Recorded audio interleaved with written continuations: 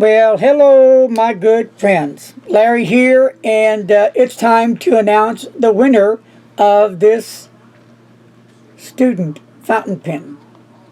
Remember? Yep.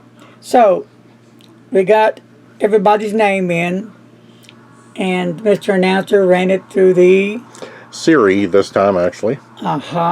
And Siri said that the lucky winner is, name it, Mr. Announcer. It was number 4, and that was Ben Dower.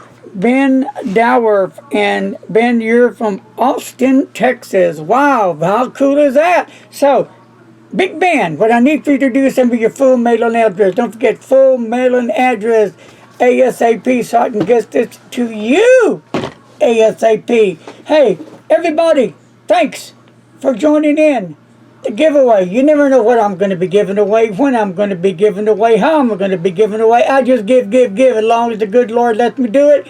Peace and love, and please don't text and drive. See you later. Congratulations to Ben!